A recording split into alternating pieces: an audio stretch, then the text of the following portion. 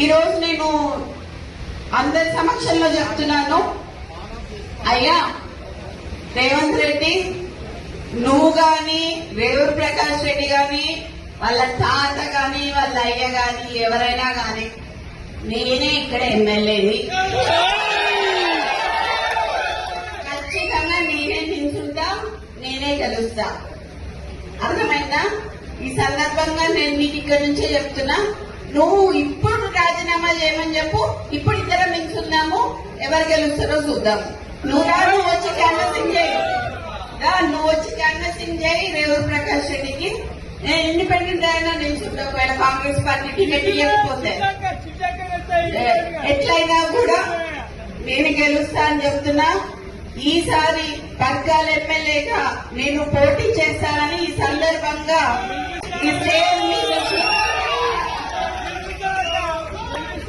ఈ స్టేజ్ మీద నుంచి నేను మీకు అందరికీ చెప్తున్నా.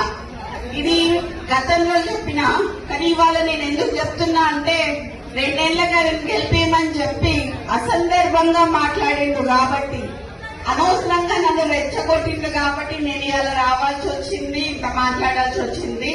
నీ ఇంకా బయటికి తీయాల్సిన చాలా ఉంటాయి. నువ్వు ఇంటెలిజెన్స్ రిపోర్ట్స్ తెప్పించుకొని ఇవాళ అందరు మా లీడర్లు అందరు ఇళ్ల దగ్గర పోలీసులను పెట్టావు, నువ్వు ఇంటెలిజెన్స్ రిపోర్ట్ తెప్పించుకొని.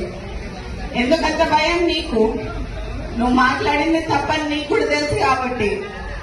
కొండా మురళి మంచోడు కాబట్టి ఇప్పటి వరకు బయట మాట్లాడలేదు, కొండా సురేఖ మంచిది కాబట్టి మాట్లాడలేదు. చిత్తగట్ల కాదు ఎమ్మెల్యేని, ఖచ్చితంగా నేనే నిల్చుంటా, నేనే గెలుస్తా. అర్థమైందా? ఈ సందర్భంగా నేను మీకు ఇక్కడ నుంచే చెప్తున్నా, నువ్వు ఇప్పుడు రాజీనామా చేయమని చెప్పు, ఇప్పుడు ఇద్దరం నిల్చుందాము, ఎవరు గెలుస్తారో చూద్దాము. నువ్వు వచ్చి క్యాన్వసింగ్ చేయి, నువ్వు వచ్చి క్యాన్వసింగ్ చేయి రేవూరు ప్రకాష్ రెడ్డికి. నేను ఇండిపెండెంట్ అయినా నిల్చుంటా, ఒకవేళ కాంగ్రెస్ పార్టీ టికెట్ ఇవ్వకపోతే ఎట్లయినా కూడా నేను గెలుస్తా అని చెప్తున్నా. ఈసారి పర్గాల ఎమ్మెల్యేగా నేను పోటీ చేస్తానని ఈ సందర్భంగా ఈ స్టేజ్ మీద నుంచి నేను మీకు అందరికీ చెప్తున్నా.